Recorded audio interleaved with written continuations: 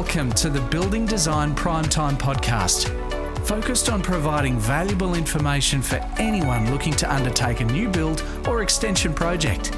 We'll share our tips, tricks and stories from a building designer's perspective.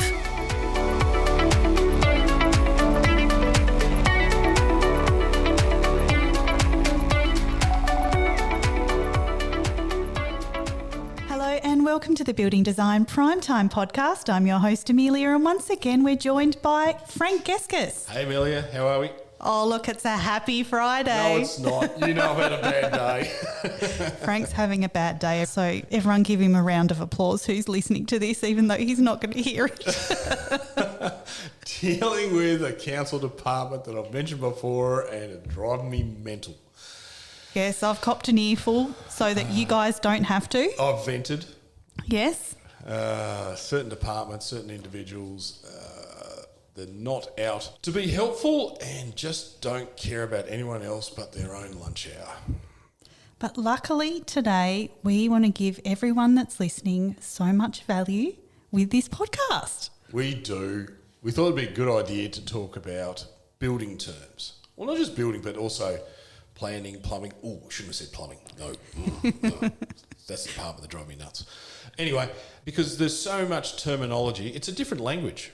You get into construction and then the spin-offs of construction, like planning and engineering, hydraulics, survey, mechanical, and all sorts of weird and wonderful stuff in between. The terminology, it's common to us, but to everyone else, it's like you look at blankly at people going, what does that mean? And I think one of the issues that has come up before is clients will come in and they'll say that they want, I don't know, say a certain roof pitch, and they call it a certain word, and it's actually not what they think the definition of that roof pitch is. But it's on a number of things.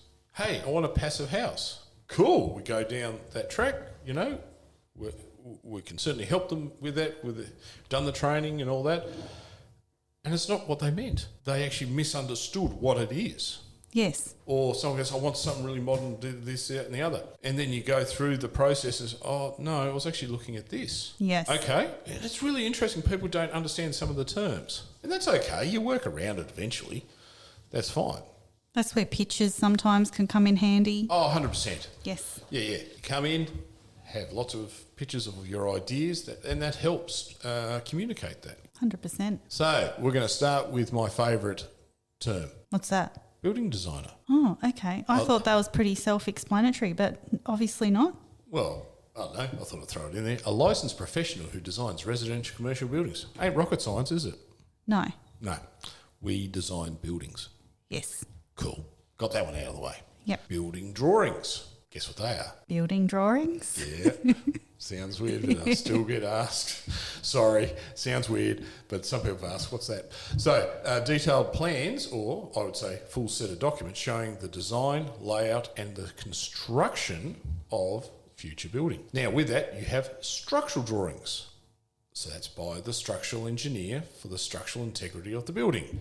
Yes, they collate as part of the building drawing set. And you could have hydraulic or plumbing, and they are a set of drawings for all the plumbing, stormwater and sewer, in the house and around the house, if you're just talking about houses.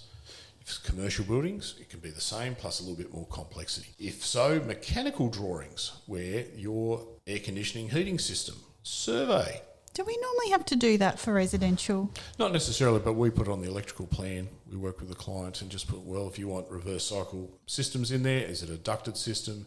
I always believe, go get one designed so we can add on to the drawing so the building knows exactly where it's going, where the return air, where the outlets are. Makes it's sense. very helpful. Oh, it makes a lot of sense. Yeah. A lot of people leave it to the last minute and then it might clash with the trusses. Yeah, okay. Land survey. Again, that's always in there as well. And our friendly land surveyors or engineering surveyors would do a beautiful detail survey, engineering survey, which shows every feature of your block, your piece of land, from contours to rocks to the crossover of where everything is on site, including the neighbours. So then we can design within the context in a 3D format, design around any constraints, overshadowing, overlooking. Actually, crossover is a good one. Well, you want to know where you're driving in. That's very true. Now, on the flip side, I cannot believe how dumb some of the positions of these crossovers are put. And it actually can be quite difficult to try and get them changed. Oh, isn't it? Like my favourite is they put them there and there's a water connection in the middle of it. That's a bit stupid. Yeah, big time. Yet it happens and it's allowed, and also they might have, and normally if the water's there, the power and NBN is there too. That's so dumb. Like you wouldn't believe. Oh dear. Stupid.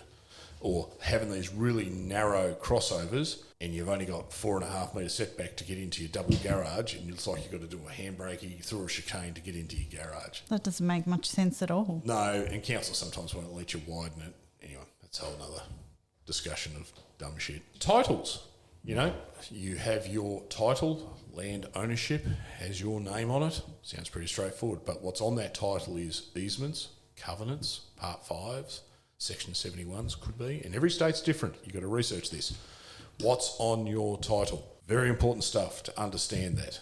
Yes, definitely something you should have a look at if you're looking to purchase. And you won't understand it. So when you purchase, get your solicitor or conveyancer to explain every bit of that. Yes. Yeah, it is, and it is legal jargon, a lot of it. It's really hard to understand, especially if it's very old. Oh, even some of the old, language. new, doesn't matter. Yeah. And also potentially from planning approvals of that subdivision, some really dumb, stupid stuff in there with, could be from drainage to trees to all sorts of weird stuff. You need to be very clear what you're walking into before you're buying. So get your conveyancer or solicitor to explain it to the letter. Yes. So we'll go on to a few other site-related terms. Okay. Okay, now we would have spoken about a few of these. I'm going to talk about setbacks. So this is prescribed under planning. Maybe we should explain planning. Planning schemes, local government rules governing land use and development, and giving us challenges to get our customers' houses on there. Yes. Or commercial buildings. Within that, setbacks. So under the zones, setback is a minimum distance of a building from a boundary. If it's a frontage, so from the road sometimes, mainly, how close can I build to the road? How close can I build to my side boundary? How close can I build to my rear boundary? Yes. Some of them have envelopes. Building envelopes, yes. Or, I don't know what I call the envelopes. Why do we call it an umbrella? I don't know. Well, think about it. An envelope. But when you look at it, it's a 3D bowl that goes over the whole site. Yes. To restrict it. So why wouldn't you call it an umbrella? What's an envelope got to do with it? I don't know. There's a dumb term. I didn't coin the term. I just thought about it. It's just all these years, and that's just stupid. Anyway. You only just realise that now. Well, it just seems odd. You just get used to the wording, you just get on with it. But when you think about it, because you've got to look at it in a 3D format. Yeah, you do. So, yeah, covenants. You've got to watch for those puppies because you don't know what weird restrictions they've put on your property. Easements. It could be a legal right of access to a portion of your land by a third party. Yeah, and you can't build on it. You cannot build on it. If it's a right of way, someone can drive straight through it. Oh man, I've seen so many disputes over right of ways. People blocking right of ways, and all this has just been. Or people buy a piece of land, they didn't want people driving through it, but they have no legal right to stop them, but they do stop them. Yes. Ugly. Makes road rage look pretty good. We'll talk about things on site. When we design a building or a house on a property and there's a bit of a slope, you may need to put a batter. And it's above not or below. not a cake batter. Not a cake or pancake batter. No. No. It's a sloped surface, typically for, cutting into the earth, taking a wedge out, and then there's the top of it's called top of bank. Rocket science that. The bottom is toe of bank. Toe of bank? Yes, the toe. Top and toe. Why not top and bottom? Yeah, well, fair. I didn't come up with these terms. This just is. But it kind of makes sense, doesn't it? It does make sense. But so does toe. Okay. Toe's at the bottom. True. You'll see that on surveys, top and toe, or on building drawings, you'll see the top and toe of a bank. And they are at different angles due to the gradient of the type of soils and the type of gradient you put on there. Yes. I often have heard it referred to a lot when there's a retaining wall. Yes. Yep. Slope or gradient. So the slope of it. Yes. It's got to be considered. Just please be aware at the bottom of these batters, it's a very good idea to put... At the toe. At the toe, thank you for correction, is to put an ag drain. Yes. Ag drain, agricultural drain. So this is a piece of flexible pipe with lots of slots in it. That's one way of doing it. And it has a sock over it. So you put a sock on it, a geofabric sock, so the water goes through and the fine particles of dirt and soil doesn't go in and clog up the pipe. And that goes at the bottom to collect water at the base. So you put the sock on the toe. Put the sock on the ag drain. This is getting way too confusing for No. a Friday. I understand. It's at the toe. Yes. You got that? Yeah, Ag but drain then you were at the talking toe. about socks. On the toe. Oh, man. Sorry, it is Friday. I've got the sillies. Oh, fantastic. They're trying to be serious here. This is serious stuff. We just keep talking about socks and toes and body parts and Well, what other body part? I don't know. It's a slope, it's a batter, it's cake. makes no sense. No, welcome to our world. And it's funny teaching new people in this. You know, we put lots of trainees on and going through that. Some of the terms they've got to use. So, and we prattle this stuff off quickly, you know, and And you forget sometimes you forget. that everyone And I do it to customers isn't too. Actually, familiar. I don't intentionally to have an intention of doing it, but you just do. But ag drains, which is agricultural drain, in the ground to take surface, sometimes surface and subsurface water, depending on the depth. And you put a sock on it, which is geofabric. Now, geofabric is a special type of fabric we use in the ground, under roads, behind retaining walls, and this helps either stabilise, hold together, or stop fines coming through. As water goes through, you've got this really fine particles, and then it stops it clogging up drains. So it's like a filter, essentially. Yep. But this stuff's really strong. Okay. We've used it under buildings to hold when you've got really soft soils, and I'm not saying this is what you have to do, it's just a number of instances we've done this, where you've got really soft, bad soil, we put layers of geofabric, then we put type A base, it's like a road base, but it's called type A, and it compacts down really, really hard.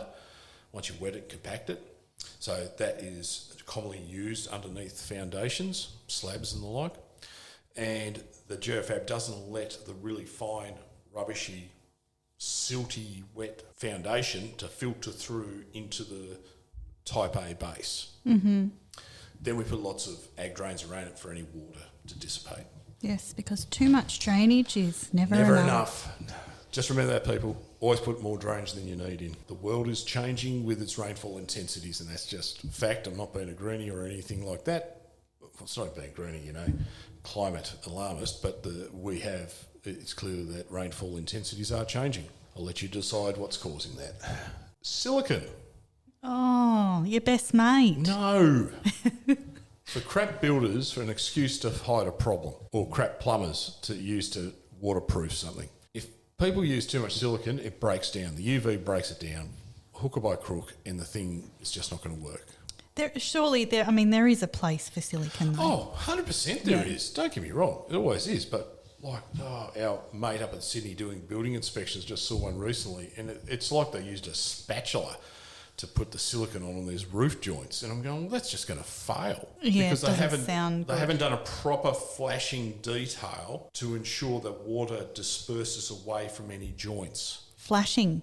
Oh, There's flashing. a good term. Oh, yes. Well, almost. But flashings, yeah, great. So let's look at roof flashings. Mm-hmm. Usually a piece of, used to be lead in the old days. Really? Yeah. Oh, lead wow. flashings. I Yeah. didn't know that. Easy, nice and malleable, and they're still there, you know, hundreds of years later, they're fantastic. But slight problem with lead. Yeah. Yeah. But we use a lot of Colorbond, is folded and cut and fit with precision to cut into either brickwork, concrete, or over something. Then they are lapped in such a way over roof sheeting to make it 100% waterproof without the use of silicon. Okay. If it's done really well, and some of these guys are absolute craftsmen with sheet metal. It's just beautiful work. Same with box gutters, doing it really well, fitted neatly, pop riveted, sealed properly, magnificent, or welded in stainless. I love those. Good quality roof plumber. 100%. But Yeah. also the guy supplying it who fold it and put it all together. I mean, a roofer that doing their work, you watch them with a set of tin snips, shaping stuff, mate, they're artists. And they don't get enough credit for what they do, because you never really appreciate a real good quality roof until it leaks. Yeah, that's true. you know. So, yeah, if you pay peanuts, you're going to get a leaky roof. Pay for a quality roof because that's the hat on top of your house, isn't it? Oh, yeah. Water gets through because the way we construct it, we've got pine. Most of the time, water hits it. Pine don't like water. Oh, exactly right. And guess what happens when water hits pine? It swells. Swells, shrinks, and guess what else grows in there? Mould. Mould. Bad, bad, bad. So, yeah, flashings are very important to do it well. Now, just remember, flashing is just not restricted to roofs. Every window has to have a flashing along the top. Yes. So to make sure water that comes down the outside doesn't go in it. Obviously, brickwork is a little bit differently. But even you look at the bottom of your window, there's a rubber strip on there. Oh, there is too, yeah. Yep. Damp-proof course, DPC, is another form of flashing or stopping water wicking in up brickwork or into timber. Okay. So, and there's probably other terms we've missed in that and other places of flashings that are used. Let's have a look at planning and approvals. This is a good one because I find this, even still, it can be very confusing. Now, there is a caveat with this. The terms we're going to use are based on the Tasmanian system. Yes. Some will be different wording in other states potentially. So, we mentioned building surveyors.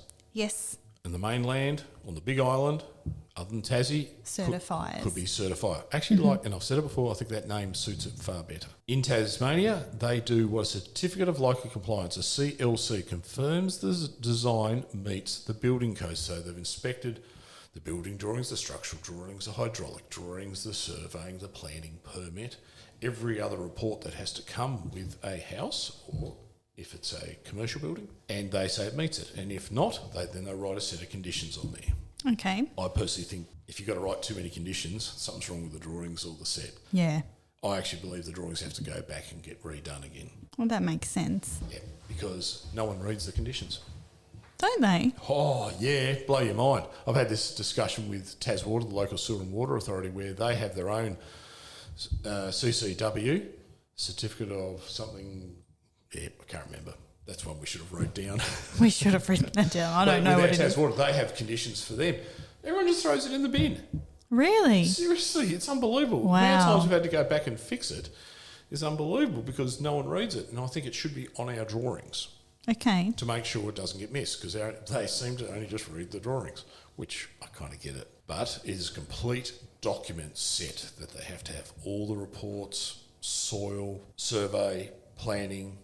They could have a flood inundation, coastal erosion, flora and fauna reports. Yes. Need to know all this stuff. Exactly. Then if you've got a CLC, that means you think you can start building. Yep, it all complies. But you need, in Tassie, you need to put a start work notice. So notify the council but it actually goes to the building surveyor first. Or it has to go to them first and they notify everyone, yep, we're starting. And that's for plumbing and building. Okay. It's two separate ones. Yes. Two separate approvals. A lot of people get confused with that. Yes. By the way, planning approval, DA, development application, does not mean you can build. No. It means you've met the requirements of the planning scheme.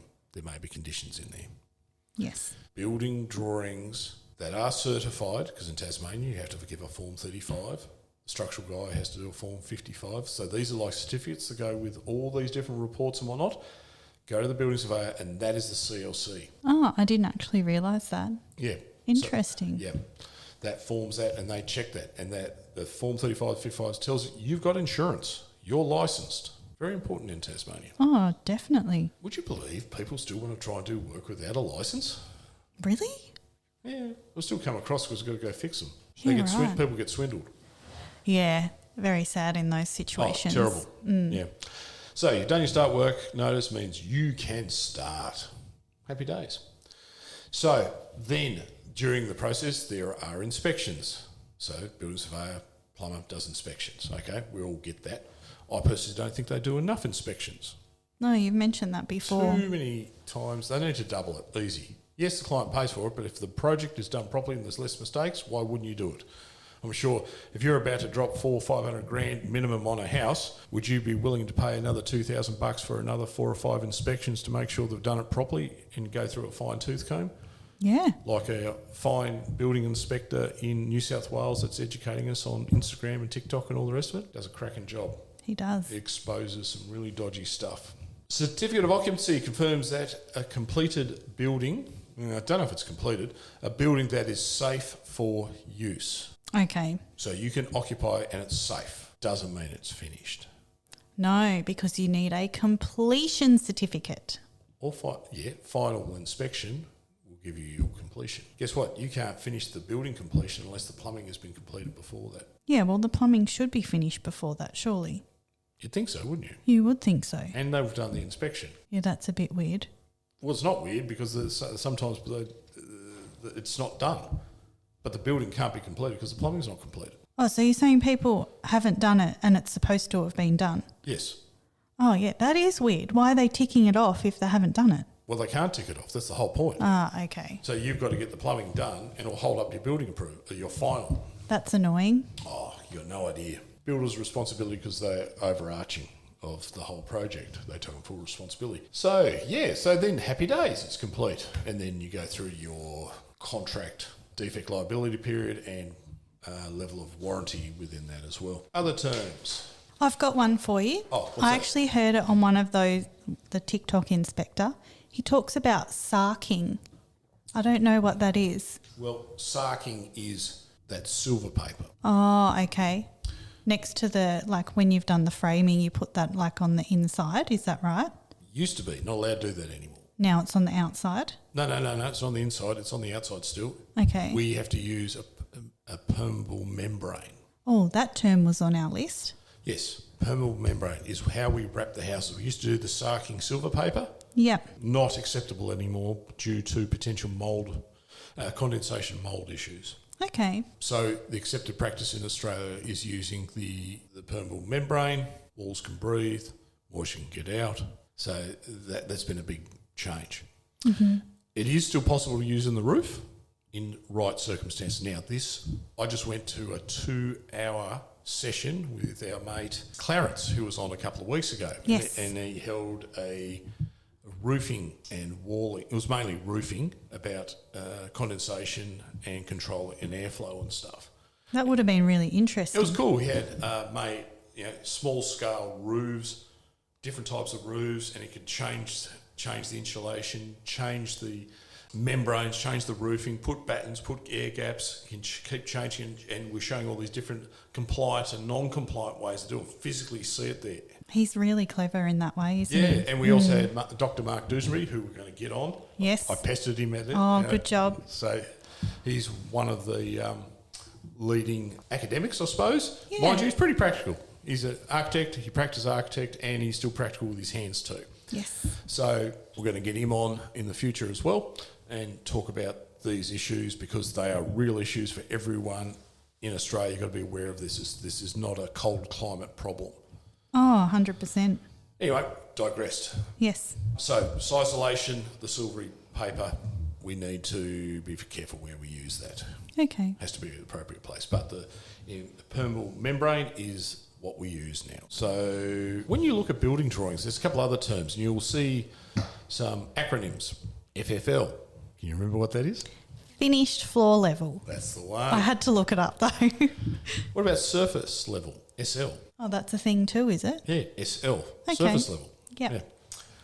What do you think ESL? I can't remember. Existing surface level. Oh, that makes sense.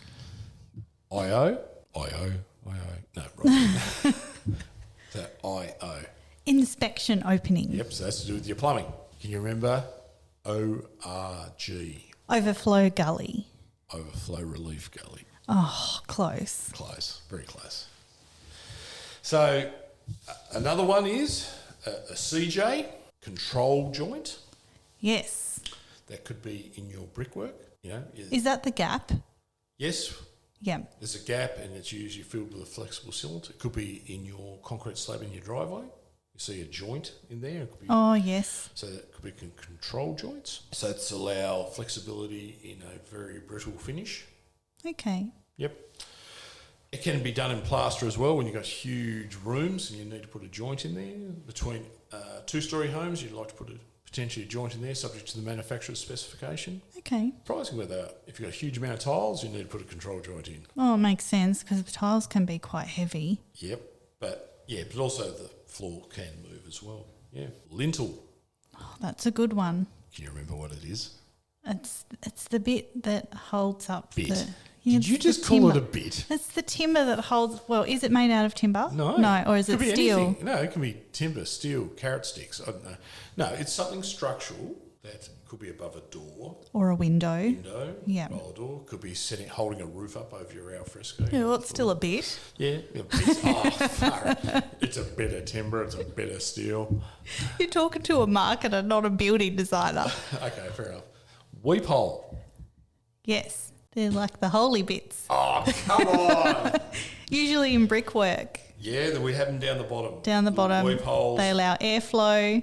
And any moisture to be released. Yeah, Yeah. and you've got the damp-proof course Yes. behind that.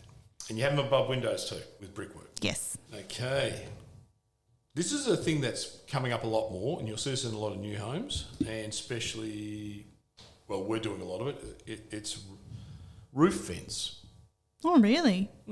Because you need to have 7,000 square millimetres of area per metre of air to be into your roof cavity space within roofs with climate zone 6, 7, 8. Well, it makes sense. I mean, it needs to breathe. Yeah, but then you need one at the top to let it out. That makes sense too. Inlet, outlets at the top, Yeah. it has to be 5,000. So Okay. 7 millimetres over 1 metre at the top, 5 millimetres over 1 metre. And that's fairly new. Under the building code, yes. Yeah, okay. So that was Clarence was all over that, and within your roof, 20 mil cavity, Oh, really? so air can flow freely through your roof. Okay. So roof ventilation is becoming a big thing, even though you've got bushfire requirements kind of fighting it. Yes, to tighten everything up. Yeah, so you tighten it, but it's still got to breathe. Yeah, it's a Yeah, tricky one. It's very hard. So there's lots of new technology coming out with that as well. But we need to get our walls and roofs and floors to breathe. If it's a concrete floor, it doesn't need to breathe. Your timber floor has to breathe. Yes. So if it doesn't breathe, then the moisture will build up. If moisture builds up, what are you going to get? Mould. Yeah. I think we'll finish up on this one. Okay. And it's pretty common sense, but I still have to explain it a lot. And this is the thermal assessment. So your energy assessment. But it's done via star ratings. Yes. So you see it on lots of appliances and stuff like that, but houses have the same thing. They have this star rating. And every state has a minimum star rating they need to meet. Tasmania is stuck with 6-star. A lot of the mainlands, I believe, I know Victoria and New South Wales have gone to 7. I can't remember Queensland. I think WA is still at 5. I can't remember South Australia and Northern Territory. Okay. So we all have different requirements to meet with thermal efficiency. Now, thermal efficiency does not mean it stops condensation or mould. If anything, it can actually increase the higher star rating, potentially increases the chances of it. Yeah, okay. Has that potential. So I just thought I'd finish off with star rating is by which thermal performance is measured. And our mate Toby from Torval, we had many chats about that in its previous podcast. I've spoke to him the other day. We're going to have to get together again and have another chat. That would be good, yeah. Sounds like a plan. Have you got any other doozies for me before we wrap up? I don't think so. I think we've covered quite a lot of them, but if anyone has any more that they want us to explain, we're more than happy to do so. Just Or if they want to correct us on any. Oh, yes, correct us. Feel free to do that. Yep. Or alternative terminologies. I could give you plenty of those for today. No, please don't. I could do that for a few other things too. We might not do that. No, let's not do that about plumbing departments. All right. Any take-home points? Well, there isn't any, is there? I don't know I if think there- there's all take-home points. I mean, hopefully you can learn from some of the terminology because it is confusing. It is really confusing if you're not in the game. It's a whole new language. And everyone out there does their own job, right? Yes. And every job has their own terminology. I know you do, marketing and the social media coordination, and some of the terminologies I'll look at you blankly at, Yes. because Facebook or Meta has decided to change something. But then you go to teachers, you go to nurses, doctors, lawyers, manufacturing, all these farming, whatever it is, they all have their own terminology. Yeah, I think there is a take-home point here though. If you're not sure of something, if your building designer or architect says something and you don't understand it, just ask. There are no stupid questions, just ask. Be inquisitive. Just be inquisitive. Ask. Yes. And anyone with a sense of, call it empathy or whatever you want, would be happy to explain it to you. Yeah. You're not a dumbass. No, because some of them are complicated, these terms. And yeah. and they've been developed in, like, I don't know why we call them some of these things, because they're pretty stupid, some of them. Yeah, some of them are. Yeah, they've developed, I reckon someone's done a joke on some of them. Probably. Or they drunk too much wine, who knows? Nah, it's usually beer because it's builders. You're stereotyping right there. Oh, come on. There's probably some builders out there that have a very fine wine palate. And I'll guarantee you, when they're finished pouring a concrete, they'll have an esky full of beer. It's a tradition. I think we definitely need to wrap it up there before the conversation goes downhill very quickly. Thanks for listening to the Building Design Primetime Podcast. Catch us later.